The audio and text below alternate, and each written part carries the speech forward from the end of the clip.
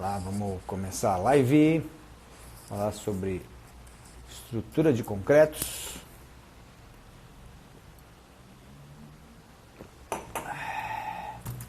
Olá, Júnior, tudo bom? Seja bem-vindo. J. Paulo, beleza? Seja bem-vindo.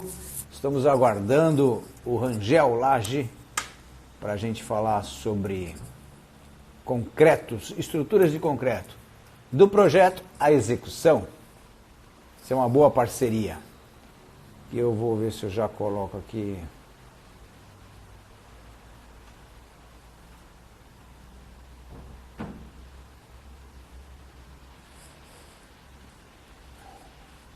Olá, o Rangel deve estar entrando, a gente já vai começar.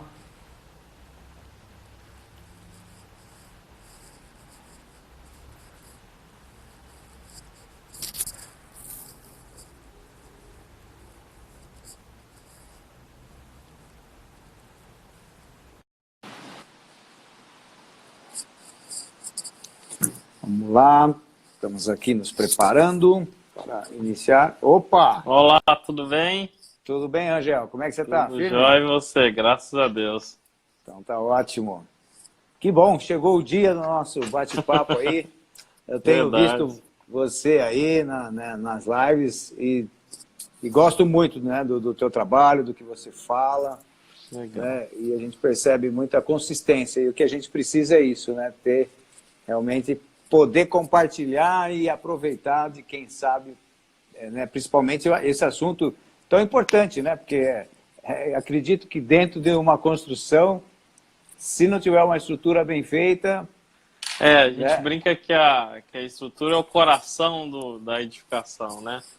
A gente está aí para garantir as duas coisas essenciais, que é a economia e a segurança da obra, né? As duas coisas, se essa balança não estiver bem pesada, você pode levar o empreendimento ao chão nos dois sentidos, né? Ou pode colapsar, ou pode ser a última construção que aquela construtora vai fazer, porque você vai levar muito custo, né? Então essa balança tem que estar bem equilibrada. É verdade. Realmente, você falou bem, é o coração. Claro que tudo é importante, né? É que nem um corpo. Só com o coração sozinho não vive, né? Não vai adiantar, só ir bombando. Mas realmente onde faz a estrutura a ter, continuando essa analogia, a ter uma vida, uma durabilidade, né? A ter segurança, a ter, vamos dizer assim, realmente dali, eu acho que a tranquilidade para se fazer as outras, né, atividades da construção fica mais fácil, né? Porque você estando com uma boa estrutura, a tranquilidade ela vai gerar durante a obra. Que a estrutura ela passa por esses dois pilares essenciais de estado limite último e de serviço. Então não é só garantir que a edificação não vai cair, é garantir o estado limite de serviço dela, ou seja, que ela não vai vibrar mais do que deveria, que ela não vai fissurar mais do que deveria, né? A gente tem fissuras não visuais, que não vai ter uma deformação além do limite. Hoje a gente vai um pouco mais, que ela seja resistente de forma adequada a incêndio, temperatura, acústica, enfim. Lógico que não é só a estrutura que garante tudo isso, mas passa pela estrutura também o desempenho em serviço, né? Então, realmente, por isso que a gente brinca que a estrutura, não é que a estrutura é mais importante que as outras, é que é um esqueleto, né? Um corpo, se não tiver ossos bem dimensionados para uma determinada estrutura, aquele corpo fica, né, sem esse coração aí, né? Essa coisa funcionando. Fora que talvez a estrutura e, vamos pensar também no acabamento, são os itens que mais pesam numa obra, né? Desse ponto de vista, assim, eu vou voltar um pouco até para a arquitetura, porque a arquitetura, se a gente bolar uma baita estrutura, mas se aquele espaço não foi pensado de maneira adequada, né, pensando em uso efetivamente, mais do que a beleza, o acabamento e a estrutura vão ser coadjuvantes disso, né? Então, se você tiver uma boa instalação bem feita, imagina que caso horrível, você chega numa residência que a elétrica e a hidráulica não estão funcionando de maneira adequada. Então, lógico que a harmonia das disciplinas ela é um efeito muito importante. A gente pensa de forma holística aí na construção, e valorizo muito os demais profissionais. E aqui eu estou falando especificamente da estrutura, puxando a sardinha para o meu lado, né? Mas o conjunto é importante. Sim, sem dúvida. E o assunto de hoje também, né? Nós escolhemos esse assunto, eu acredito, pela sua especialidade, que é realmente, você é um grande entendedor nesse assunto, principalmente pelo que eu vejo nessa parte da criação da estrutura mesmo, né? De você pegar um projeto arquitetônico, como você falou, e aí criar a melhor forma, né, de se estruturar aquela obra, né? E eu me enxergo já um pouquinho mais para frente, que é pegando um projeto seu, né, pegando um projeto estrutural e colocando em prática, colocando ali, executando ele. Então eu tenho também às vezes as minhas dificuldades, o dia a dia vai nos ensinando a melhor forma, né, a melhor maneira de sequencial, de se fazer aquela execução. Uma coisa que assim, a gente faz projetos estruturais para muitas construtoras e no Brasil inteiro. Cada construtora ela tem uma coisa que a gente chama de DNA. Seja o construtor, né, que é o seu caso, seja uma construtora de grande porte, que ela precisa ter um DNA dela. Se você pegar várias construtoras, ela tem o jeitão dela. A gente chama de DNA, que é o padrão de execução daquela construção. E mais do que isso, cada região tem a sua peculiaridade de preferências. Por isso que a gente gosta de, na fase de projeto ainda, na fase de concepção, que é o que a gente está falando, de dar a forma para a estrutura, de definir o sistema estrutural. Nós estamos falando de concreto, mas talvez o concreto não seja a melhor solução, talvez tenha outras soluções, de chamar a equipe de obra para sentar na mesa com a gente nessa fase.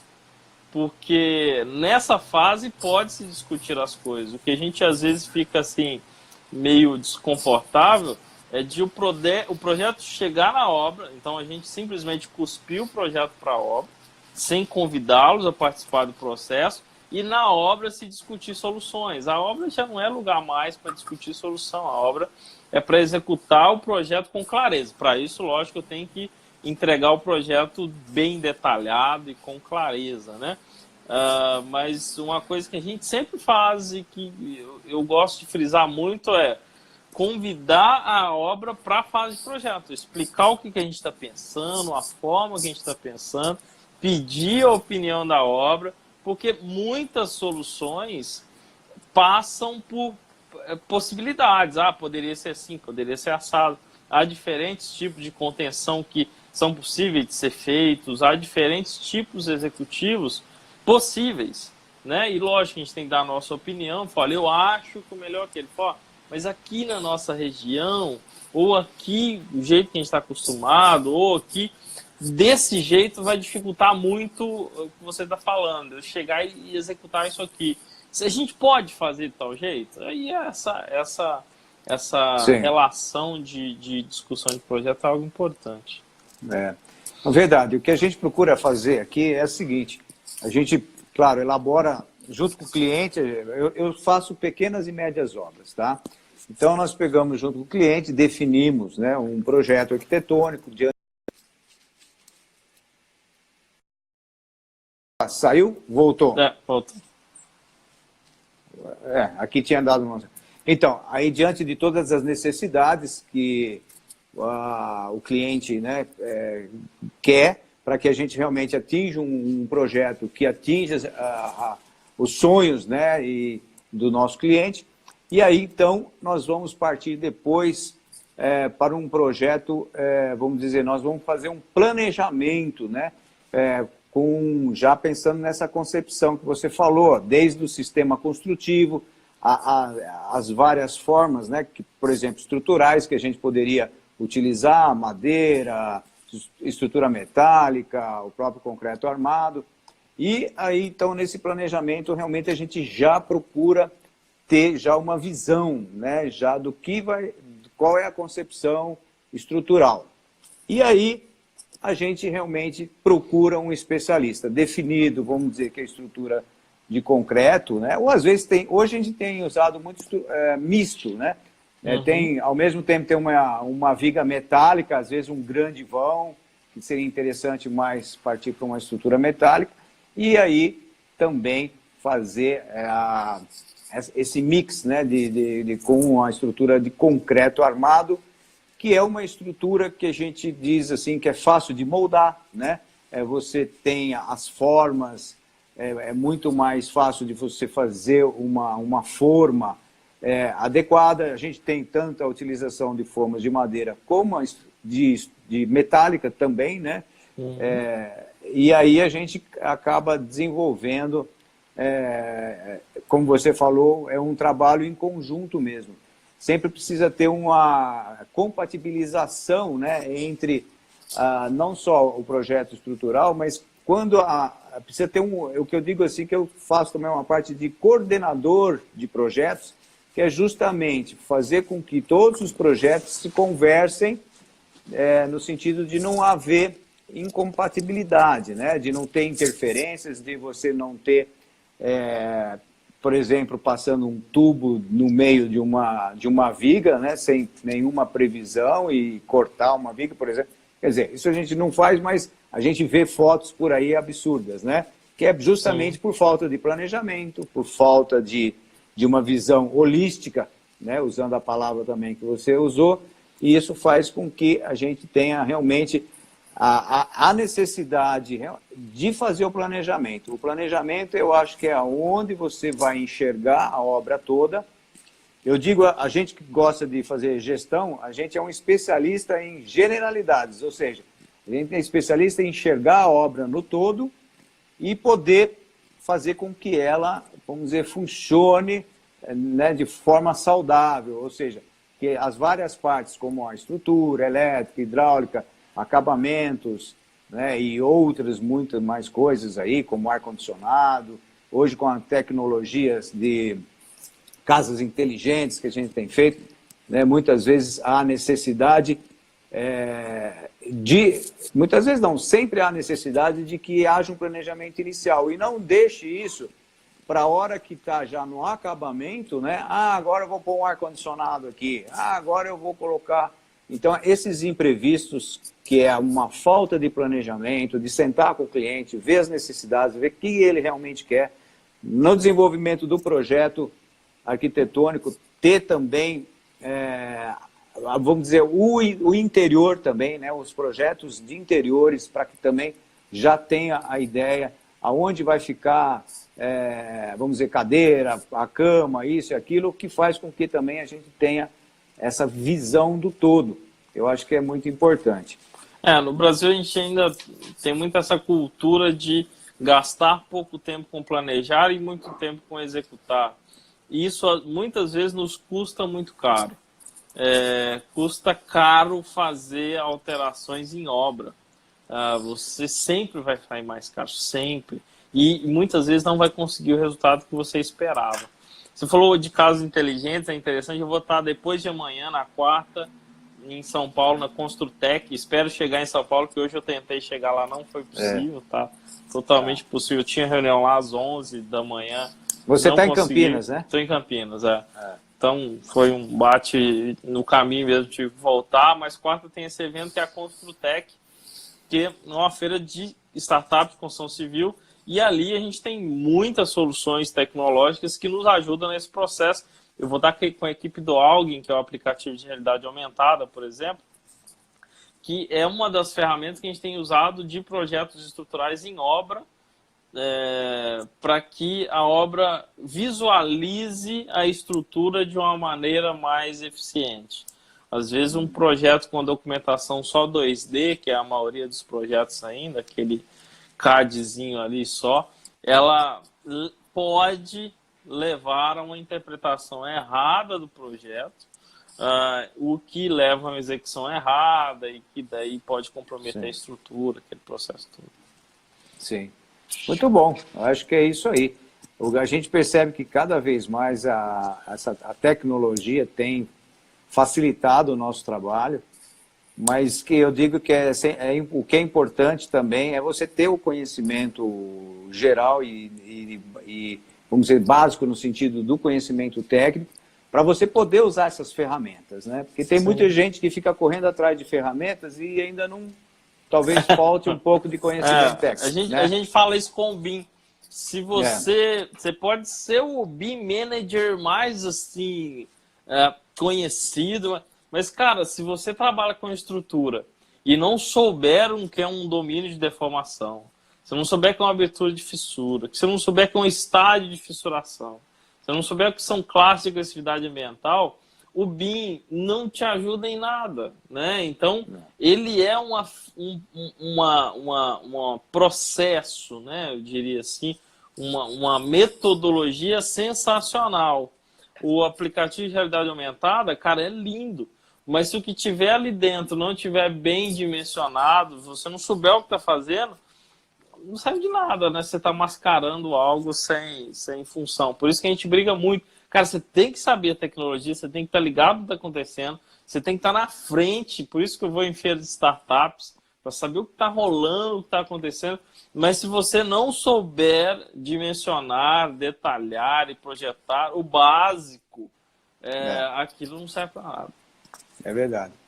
Infelizmente, a gente faz parte de alguns grupos, eu tenho alunos também, a gente percebe aquela preocupação, principalmente do recém-formado, em busca de planilhas prontas, em busca de software, e eu sempre realmente falo isso que você está falando, a gente alerta muito, calma, isso aí é uma ferramenta. Eu, por exemplo, sou do tempo que não tinha nada disso e a gente fazia do mesmo jeito, vamos dizer, né? Claro que hoje facilita, é muito mais rápido, você dá uma visão desse todo, como você falou, em 3D, é fantástico, você vê as interferências, tudo de uma forma muito mais real, sem dúvida nenhuma. Ajuda muito, mas é isso aí mesmo, você precisa ter um conhecimento para poder usar, não adianta a ferramenta e por planilha, si só. eu sempre falo, qual que é a melhor planilha? É aquela que você fez. Isso, porque perfeito. Você desenvolveu. Qual que é o melhor software? Angel, qual que é o melhor software? Eu ensino TQS, mas qual que é o melhor software estrutural? É aquele que você sabe usar, que atende a sua necessidade, né? Perfeito. Senão, enfim, só balela, só bobagem.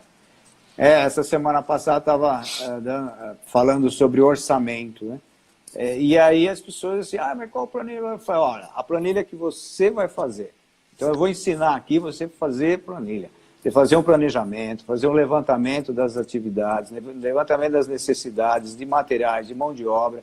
Aí você vai compor, aí você vai colher os preços, aí então tudo, né? Aí eu falei, você vai ver que você vai... É a melhor planilha da sua vida é a que você faz. E mesmo porque, além disso, você tem os seus índices, né? Importante também. As pessoas às vezes ficam com tabela com índices, sei lá, de vez de pegar um regional, tem um índice nacional, um índice estadual, e isso tudo faz com que mude muito. É a mesma coisa que você falou com a estrutura, em relação ao vento, né? Em relação ao clima local. Então, quer dizer, já é realmente você entrar a fundo no detalhe e fazer com que aquilo realmente, através dessas variáveis que a gente tem locais, façam com que você faça uma estrutura de melhor qualidade e de uma forma econômica, né? Aproveitando o ambiente onde essa estrutura vai estar, não é? E você deve fazer muita coisa aí, como eu já vi você falando, para o Brasil todo, e você com certeza deve considerar regiões litorâneas, né? Tem muita, eu acho que até mesmo armazenamento, por exemplo, das ferragens, né? Alguns cuidados que determinadas outras regiões talvez não tenha tanta preocupação. Né? Daí até aproveitar para comentar, como a gente tem gente de diversas regiões do país, muitas coisas que eu vejo que o pessoal não leva em consideração e que isso muda muito. Primeiro, a classe de agressividade ambiental. Então, você está construindo em que lugar? Às vezes o pessoal esquece que no litoral, ou na zona rural, ou na zona urbana, o cobrimento do aço é diferente. São as classes de agressividade ambiental. Os locais de incidência de vento, né? Então, se eu projeto algo para ser construído em Manaus, eu não posso construir o mesmo, mas é a mesma altura, o mesmo prédio, a mesma arquitetura aqui em Campinas, né? As velocidades de vento são muito diferentes. Mas então projeta para o pior caso e constrói em Manaus que o vento é menor. É o contrário, porque daí eu estou levando algo muito superdimensionado, isso poderia ser mais econômico. E essa é a nossa função do engenheiro, fazer com qualidade e mais econômico, senão não precisa. Pega um tabelão aí e começa a fazer tudo superdimensionado. Acabou a função do engenheiro, quer dizer, não pode, realmente nós estamos aí para dar economia. A gente tem que dizer que é o seguinte, quando é contratado um engenheiro, que seja aí como você estrutural, ou seja na gestão, qualquer coisa, ele tem que ser contratado como um investimento, ou seja, para que a obra fique mais barata e com mais qualidade. A gente não é para contratar um engenheiro para fazer um projeto estrutural que seja, e para a obra ficar mais caro. Então, essa ideia, às vezes, de pessoas que ficam com medo, ela fala, mas eu não quero gastar em projeto estrutural, porque isso acontece em pequenas e médias obras, muito. E a gente, às vezes, tem que mostrar esse valor para mostrar o benefício que traz, né, um cálculo estrutural bem feito, a tranquilidade, como a gente falou desde o começo, que é o coração de uma obra. Sim, mas continua falando aí. Mas todos esses fatores, basicamente, a topografia, onde vai ser o tipo do uso, né? Tem muita gente que fala, Angel, qual sobrecarga que eu utilizo nessa laje? Depende para quê. Aí o cara fala para mim, Angel, mas eu não sei o que vai ser amanhã. Cara, se você não tiver uma destinação para a edificação, você tem que projetar ela até contra terremoto, por exemplo, ou contra um míssil que pode cair de repente. Não, vai ser construído para ser uma residência. Se por acaso ela for mudar para uma academia, você tem que fazer um estudo de viabilidade, reforma, de sobrecarga, muda a fundação, muda a laje, muda tudo. Por isso que uma edificação tem que ter uma destinação prevista para, né? Senão você vai partir para a antieconomia e conhecimento adequado da utilização. Agora, o pessoal às vezes tem confundido, infelizmente, o pessoal pergunta, Rangel, a engenharia o Brasil está desabando, né? A gente viu tantos desabamentos aí nos últimos dias, e esse desabamento muitas vezes passa por uma autoconstrução, que a gente chama autoconstrução, são quando as pessoas simplesmente acham que sabe, e faz, e a gente passa por isso em todas as fases. Ninguém, se precisar fazer uma cirurgia no seu filho, ninguém vai lá e fala, cara, deixa que eu mesmo vou fazer aqui, porque isso é simplesinho. Você contrata um profissional para aquilo. É caro, você está pagando um valor adequado, né? É aquele preço para a pessoa que vai dar segurança naquela cirurgia e vai garantir. Só o Murilo está passando aqui, mandando um alô. Murilo Reis. Olá, Murilo. Que é um dos feras aí, que a gente defende sempre isso, porque, cara, não é a gente está pedindo para que, pelo amor de Deus, nos contrate, não. Nós estamos aí para te oferecer uma solução melhor, né? Uma solução que o seu empreendimento vai ser e que você vai ganhar mais dinheiro com isso, né? Porque um pós-obra, às vezes o cara economiza aí, quantos por cento custa um projeto estrutural na obra? 1%, sei lá. E o cara economiza nessa fase e no pós-obra, ou seja, entregou a obra, começa a dar patologia, começa a dar trinca, começa a fissurar, começa... O que ele gasta para tentar arrumar uma coisa mal feita é muito maior do que o que ele investiu na fase de projeto, muito maior. Isso passa às vezes, e às vezes até pela escolha inadequada. Eu estou terminando de escrevi, já mandei já para a equipe de marketing, um e-book de como cobrar por projetos estruturais, e a gente tem passado que um dos grandes fatores, além do seu custo, enfim, sua expertise, é que o projeto estrutural gera, no final das contas, de economia e de velocidade para a obra. Então, se você não tem um planejamento de aço, de material, de montagem, a obra gasta mais tempo para fazer isso. E a obra não é para planejar. A obra é para executar. O planejamento que você faz é antes da obra. Se você, a equipe de obra planeja, a equipe de obra, tudo bem, vai orçar. Mas quando começou a obra, cara, chegou a estaca, é para executar aquilo da maneira mais rápida e eficiente, né? Eu falo, é aquilo, vão mudar aquilo. Não é hora mais disso, né? Porque não, você está perdendo tempo e dinheiro. O que eu falo é isso mesmo. A gente passa a ter mapas, né, os guias que vão nos orientar durante a obra. Então, a gente tem o conhecimento para que a gente possa, às vezes, ter uma solução na obra devido a ocorrências de algo diferente. Mas a gente tem um guia, tendo os projetos detalhados, o que a gente precisa é seguir. É a mesma coisa que um cronograma de obra. O cronograma, por exemplo, físico da obra. Nós temos determinados meses que tem as atividades, naquele mês eu vou fazer isso, vamos dizer, em termos de estrutura, eu vou fazer, sei lá, os meus pilares, o mês que vem eu já começo a entrar com a laje e tal. E o que a gente vai fazer, um bom gestor, é aquele que está acompanhando, está com o cronograma na mão, que foi feito no planejamento, lá no início, que já foi estimado um custo total da obra, já foi estimado um prazo final da obra, e aquele cronograma, se você conseguir acompanhar e fazer com que ocorra aquilo, você vai ter a certeza, né, de um cliente contente, porque vai gastar o que está planejado e vai ter o prazo que foi estimado.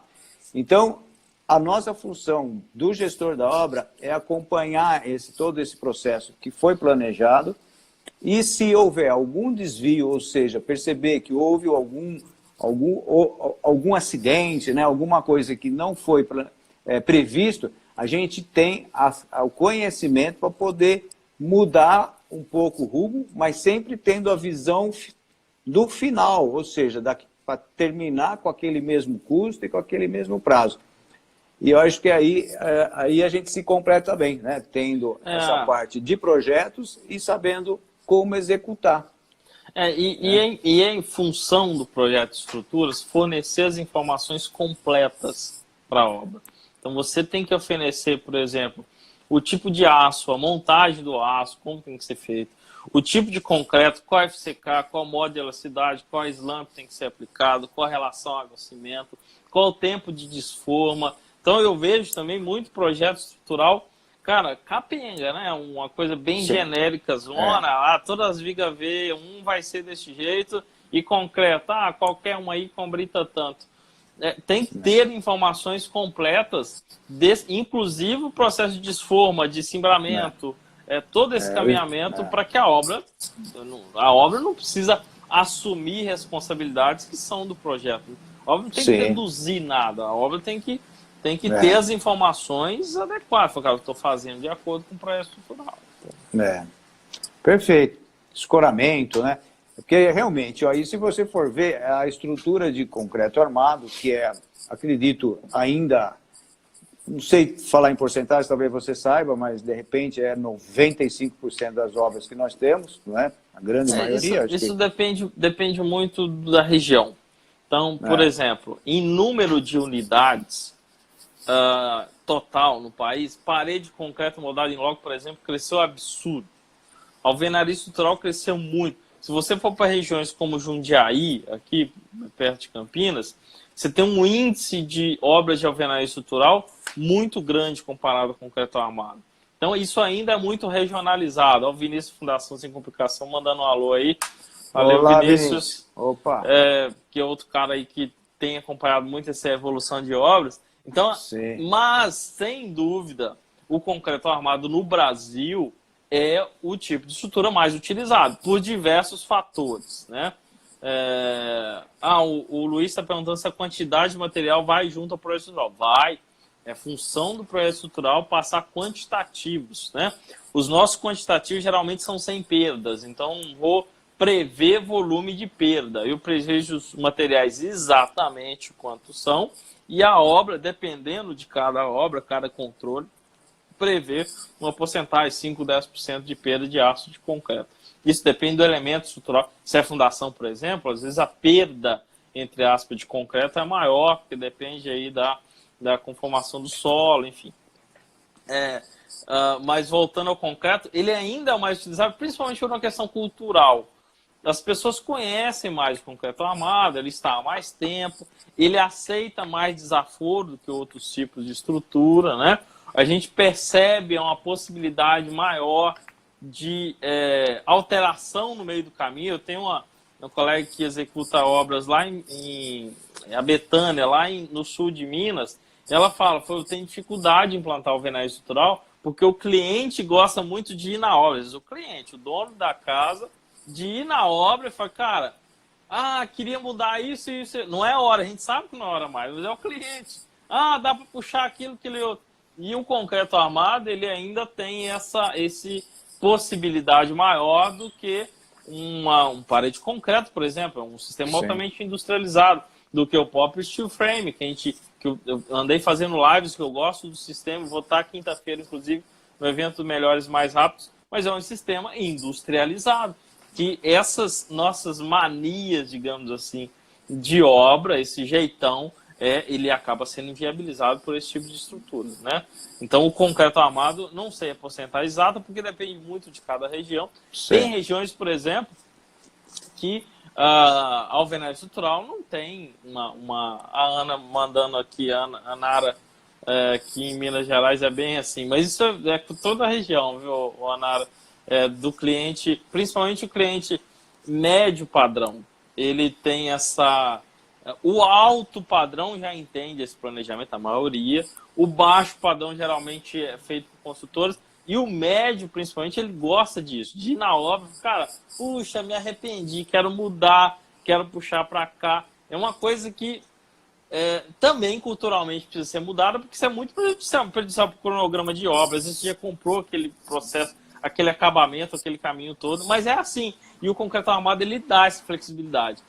Eu não acho que é o tipo de estrutura mais fácil de executar, não acho. O pessoal fala, porque é mais fácil. Cara, é muito mais complexo, se for pensar, vou comparar com a alvenaria estrutural, você montar uma forma, escorar essa forma, fazer a armação do pilar de maneira adequada, no espaçamento correto, fazer a amarração disso, fazer uma viga, escoramento, travamento, concretagem, uma execução adequada de uma edificação em concreto armado, ela não é simples, ela é difícil fazer. Só que a pessoa praticamente já nasce vendo aquilo. A pessoa já viu o vizinho, que viu lá. Então, culturalmente, a pessoa já está inculcada com aquilo, que é um dos problemas. Às vezes a pessoa acha que sabe fazer e não sabe, né? Aí começa a inventar treliça no lugar do pilar, aquela coisa toda. A alvenaria estrutural é você subir um bloco em cima do outro no prumo. É muito mais simples. O problema é que às vezes a pessoa nunca viu, não conhece, não aprendeu na faculdade, não caminhou e o cliente não quer comprar. Porque tem que ser sempre isso. O profissional tem que ter informação adequada de execução de projeto. A gente não tem outros sistemas de maneira adequada na faculdade.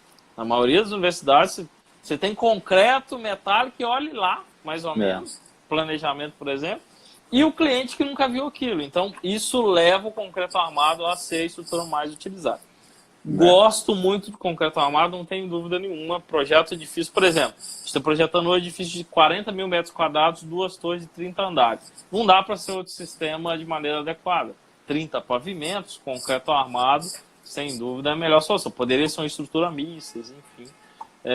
Mas a falta de conhecimento ainda leva o concreto armado a ser a estrutura mais utilizada. Eu gosto por ser uma estrutura que aguenta desaforo. A gente diz que o concreto armado, ele é a mãe, assim, né? O Nossa Senhora do concreto armado, o pessoal brinca, porque ele fissura mais, ele dá aviso prévio, ele aguenta mais desaforo, enfim. Mas o pessoal tem que ter consciência, o que eu digo sempre escolha o sistema estrutural que for, mas tenha consciência do porquê você está escolhendo. A gente está fazendo concreto armado porque só conhece concreto armado. Aí eu não acho legal. Eu acho que você pode usar o concreto armado porque você tem consciência de que para aquele empreendimento é a melhor solução. Legal. Mas às vezes, se você só escolher por não saber, ou só sei esse, ou só sei mais ou menos esse, não é um caminho interessante. Perfeito. Eu já fiz também muita obra. Eu peguei uma época, na época da década de 90, tá? Que eu sou formado em 87, muita gente não tinha nem nascido. Eu sou de 85, nascido. Então, você tinha 2 anos. Então eu tenho um pouco, né, de uma vida longa aí. E na época, na década de 90, houve muita construção dos prédios. Aqui na região, nós estamos perto, né, você é de Campinas, eu fiz muita obra aí em Limeira, Piracicaba, Santa Bárbara do Oeste, que é tudo a região aí da Grande Campinas aí. E aqueles predinhos de 4 andares, tudo de alvenaria estrutural. Tinha uma construtora forte naquela época, esqueci o nome, mas que quebrou no final por um problema administrativo, né? Mas realmente eles faziam bastante. Foi uma época até, existia um plano que chamava Plano 100, e na época isso tinha um incentivo bastante grande e facilitava para as pessoas adquirirem esses apartamentos. Eram apartamentos em torno aí de 50, 55 metros quadrados, tinha até o mais popular com 40 e pouco, e até hoje tem alguma coisa, mas naquela época houve um boom bastante grande e eu trabalhei muito com esse tipo de obra. E realmente, como você falou, é uma obra que tem que ter, todas têm que ter planejamento, mas vamos dizer, o resultado dela depende daquele planejamento que se torne fixo, né? Que não mude. Né? O concreto armado já pode mudar. Mas a alvenaria estrutural, porque você tenha, por exemplo, tudo embutido, né? A gente não corta o bloco, né? A alvenaria estrutural. A gente é todo modular, ou seja, desde o projeto você já tem um encaixe perfeito para que use aquele bloco naquele lugar, aquela fiada. Né? A gente chama isso de racionalização, né? É um sistema racionalizado e que não permite imprevisto. É essa a ideia, não permite improvisar as coisas na obra. O que pode ser bom, na maioria das vezes é bom, mas nesse tipo de situação que a gente está falando, do cliente querer mudar na obra, não é uma boa coisa. E a gente embutia, então, nos buracos, tanto parte elétrica, parte hidráulica, então era tudo, não tinha como não ter todos os projetos, isso era muito bom. E também o grauteamento, né, que era um concreto com pedrisco, né, que fazia o grauteamento e tinha também uma ferragem. Normalmente, eu estou falando isso porque depois eu não fiz mais, sabe? Mas nessa época eu fiz muito. E aí nós tínhamos as canaletas, que eram vergas contra vergas, né, na altura das janelas, despacho em cima, de portas, e é muito interessante, é uma maneira bastante interessante. Eu sei que você também faz esse tipo de cálculo, né, de alvenaria estrutural, que eu acho que é também uma grande forma de se fazer, e que eu lembro naquela época, eu não sei ainda se hoje tinha um certo preconceito, né, justamente por ser uma coisa que não era o normal. Isso, né? Qualquer sistema estrutural que fuja do conhecimento, e às vezes preconceito é por parte dos próprios engenheiros, que fuja do seu conhecimento e do conhecimento de quem compra, gera um preconceito. O preconceito é essa ideia de a pessoa fala, mas não tem nenhum pilar aí, que história é essa, vai cair. Então você tem que entender que é um sistema estrutural completamente diferente. Só o Igor comentou um negócio, o Igor Barbosa falou, acaba sendo bem comum ver em residências de pequeno porte usarem treliça na armação do pilar e viga aqui no interior. Cara, uma das coisas que eu tenho mais combatido, se você está assistindo essa live, pelo amor de Deus, não use treliça com o pilar e viga. Esse elemento não é para isso. Treliça tem uma função muito específica para utilização e você pode estar colocando as pessoas que estão nessa residência em risco de vida. Eu tenho visto coisas caírem com isso, porque não. E para economizar quanto? Eu já fiz a conta. Dá uma diferença aí de R$10 por metro. R$10 por metro. E eu já vi muro caindo em cima de criança. Ah, mas vou fazer então só no muro de divisa. Faz o muro de divisa, muro caindo em cima de crianças, matando inocentes, porque você que está assistindo essa live não tem a responsabilidade. Ah, mas eu já fiz 20 e não caiu. Cara, quando cair uma e matar um inocente é uma tragédia muito grande. Então, tome cuidado com isso. Não faça isso, por favor. Agora, Rangel, eu acho que funciona. Legal. Levanta um evento nacional, pesquise isso em universidades, faça testes, faça casas, ensaie essas casas para situações diferentes, estude esse procedimento. Depois que estiver provado dentro de situações técnicas, aí você usa. Eu não sou contra. Rangel, eu discordo de você. Discorda com base no quê? Então, legal, vamos fazer. Porque várias vezes que eu entrei nessa discussão, eu fico indignado assim, com isso.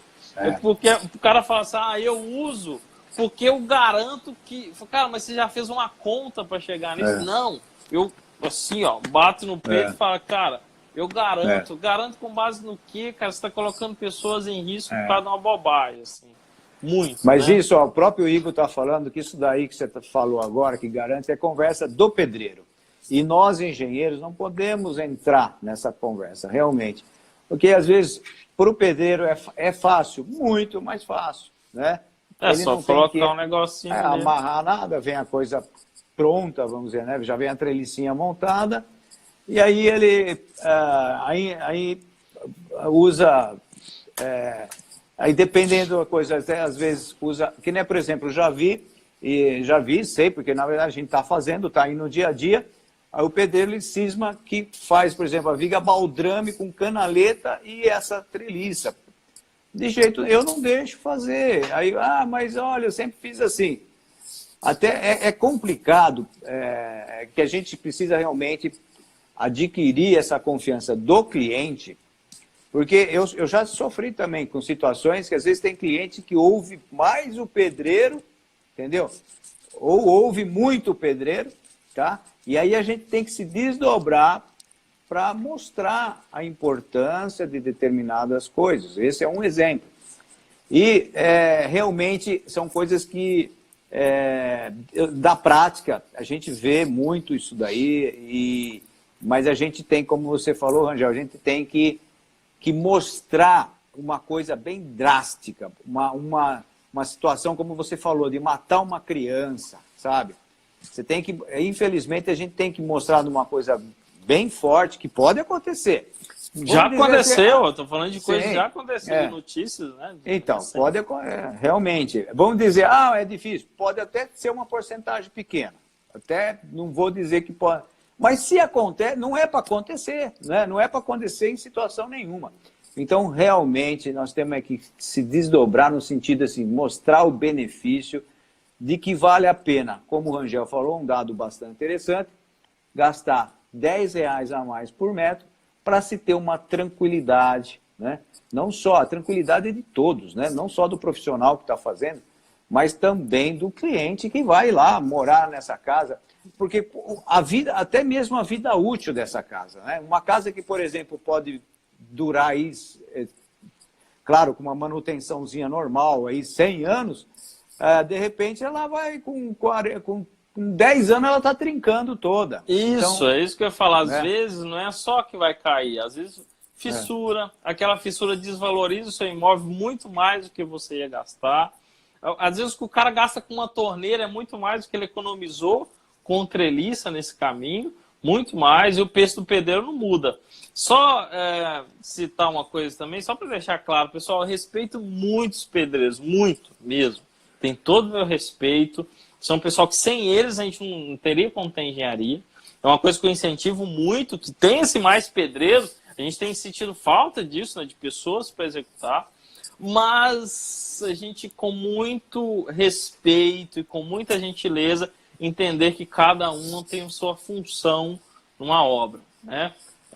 E a função do engenheiro é bem clara, até porque a responsabilidade de qualquer coisa acontecer é nossa, né?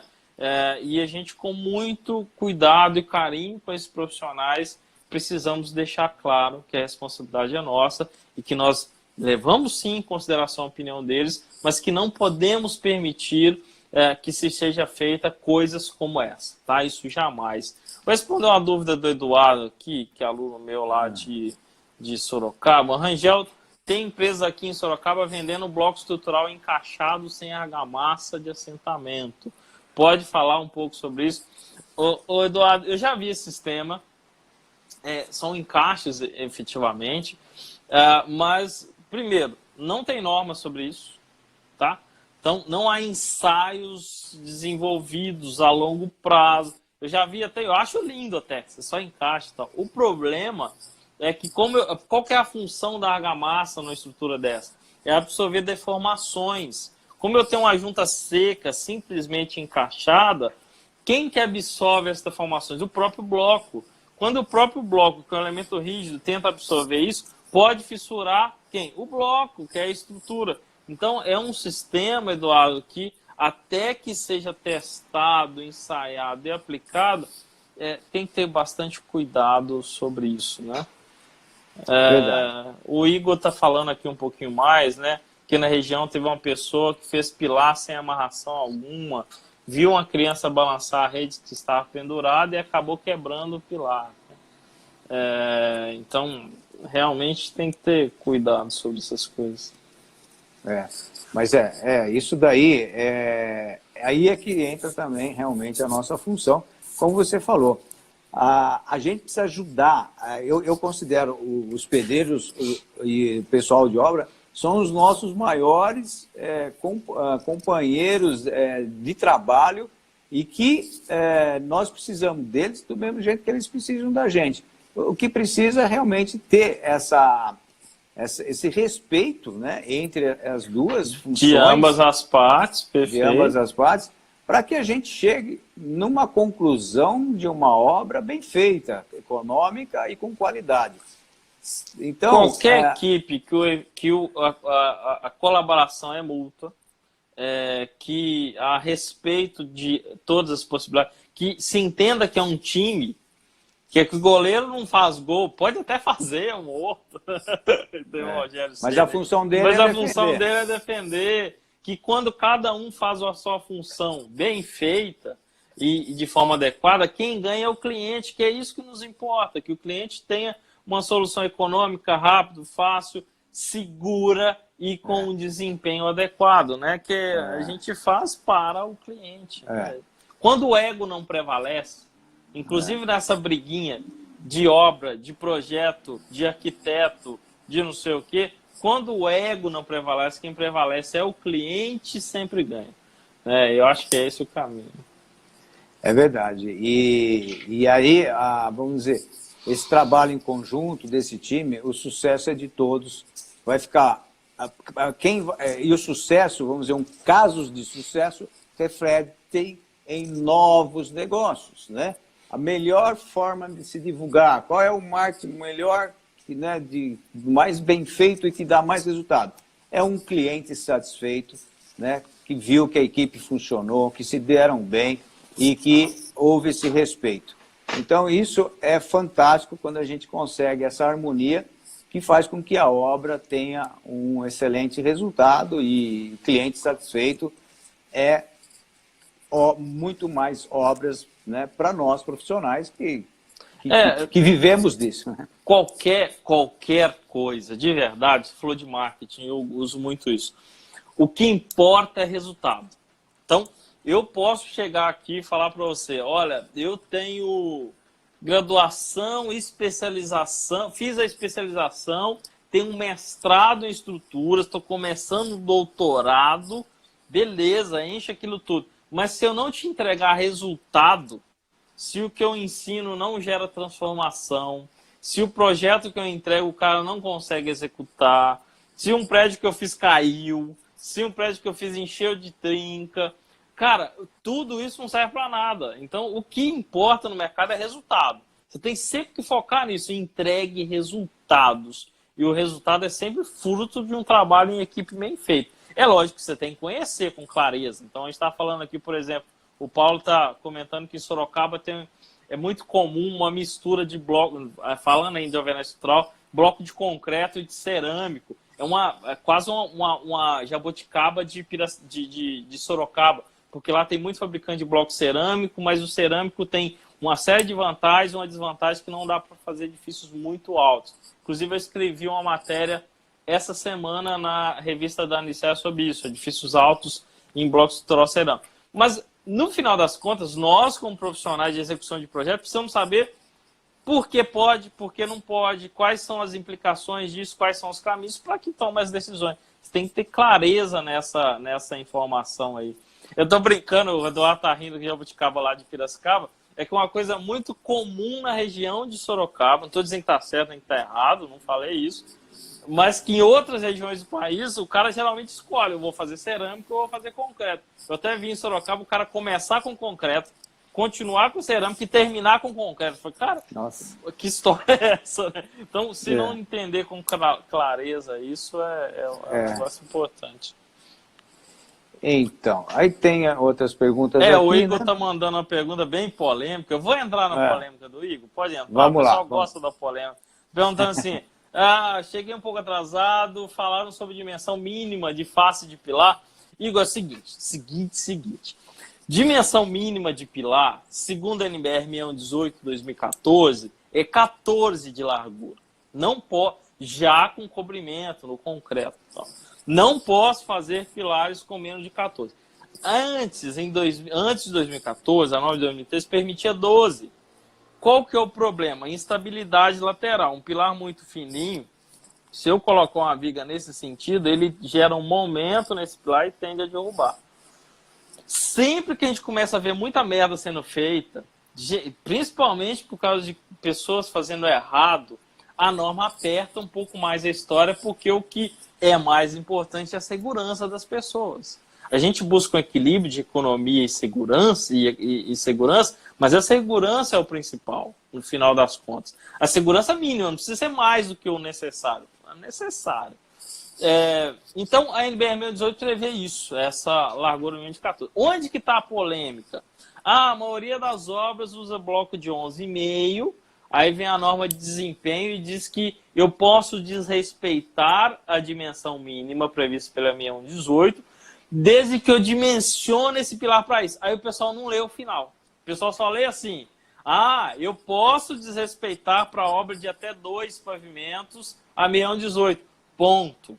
Então vou fazer 12. E não lê o final, desde que dimensione. Aí quem está desrespeitando sequer sabe o que é esbeltez de um pilar. E que o lambda daquele pilar vai dar um negócio muito alto que eu tenho que calcular a segunda ordem e que na maioria das vezes não passa. E sempre que eu tiver alguma inconsistência, a gente tem visto uma judicialização muito grande das construções, principalmente com norma de desempenho, sempre que tiver uma inconsistência, quem vale? A norma mais restritiva. Então, quem vale? 6118 com 14 de largura mínima. Rangel, você faz de 12? De jeito nenhum. Mas o cliente não quer. Então não é cliente meu. Eu converso com clareza, com gentileza, mas o cliente, eu só quero se for pilar de 12. Obrigado pela gentileza, tchau e boa sorte. A gente não pode nos vender só porque o cliente quer. Eu preciso explicar para ele isso. Cara, você está colocando em risco a sua edificação por esse motivo. Tá? É uma escolha de cada profissional. Estou dizendo a minha visão de negócio, na minha visão de projeto de João, mas isso é muito bruto. Não. Com o cliente a gente tem que ser muito educado, muito gentil. Gentileza gera gentileza e muita clareza na informação. Não é que eu vou colocar isso goela abaixo do cliente. É que essa imposição do cliente me tira da jogada. Olha, eu não vou fazer algo que comprometa o desempenho e segurança da informação, principalmente com índice de desbeltez. Eu não coloco pilar exatamente por isso, porque compromete segurança. E a responsabilidade, no final das contas, é nossa. Depois o cliente nunca vai falar, mas você fez porque você deixou. Eu falei, eu só queria, mas a responsabilidade é sua. Sempre é sua, né? Então evite entrar em furada. E aí fica até fácil de ver aquela analogia que você fez com o médico, né? Quando precisa de um médico.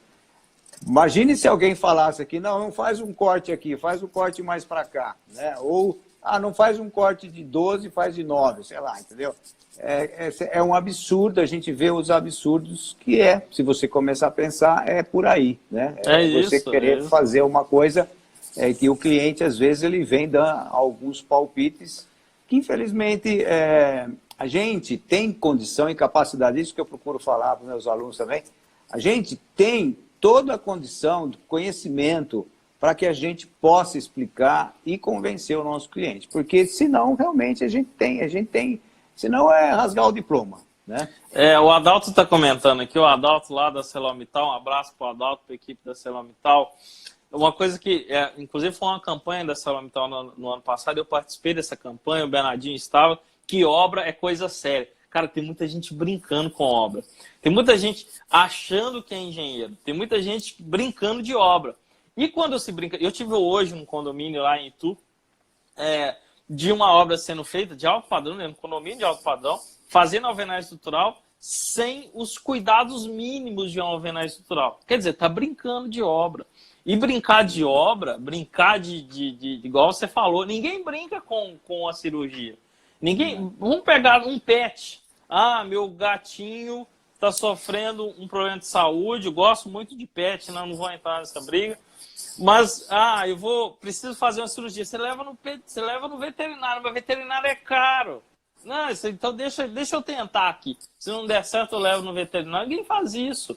Da mesma seriedade que nós temos com saúde, temos que ter com obra, porque obra pode colocar muitas vidas em risco. Nós temos visto isso e eu tenho andado indignado com tantas obras caindo, porque as pessoas não estão levando a seriedade que se tem em obra.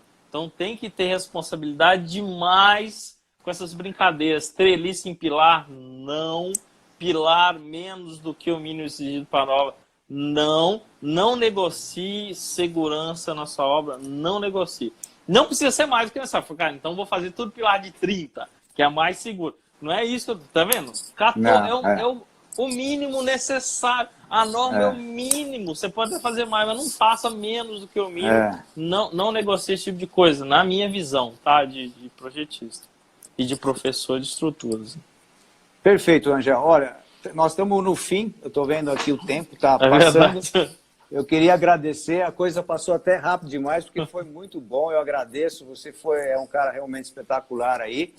E eu queria convidar os meus seguidores que estão aí a seguirem também o Rangel, que tem até no nome, né? Laje, Rangel Laje. De estrutura. Mas eu não faço só laje, não. E eu achei interessante. E que realmente está de parabéns aí. E eu queria só acrescentar isso aí, porque concreto, eu quis dizer, né, que é a grande maioria maciça das nossas obras, e dizer também que além das obras que tem outros tipos de materiais, como metálica, como madeira, sempre tem concreto também, né? Porque tem na fundação, sempre você tem arranques que vão estar ligados a alguma situação de concreto armado. Então, é de grande importância e fundamental, é o coração mesmo da nossa profissão. Legal, não só de uma casa, mas como da nossa profissão.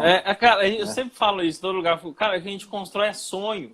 Nós entregamos só casa, nós entregamos sonho da família, nós entregamos sonho das pessoas, a gente participa do sonho das pessoas. Então você tem que ter responsabilidade nisso. O concreto armado que eu busco sempre, concreto ou qualquer outro sistema, que a gente faça isso com responsabilidade e bem feito. Já que vai fazer, faça bem feito, não negocie esse tipo de coisa. Eu sei que o Insta vai quebrar a gente, vai cortar.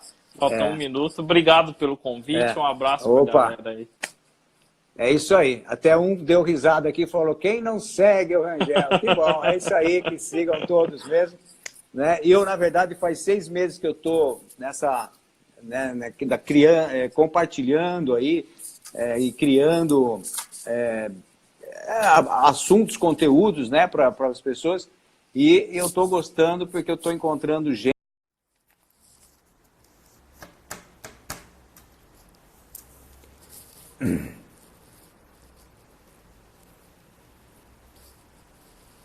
Lá, pessoal, não sei se o Rangel o engenheiro Rangel vai voltar, mas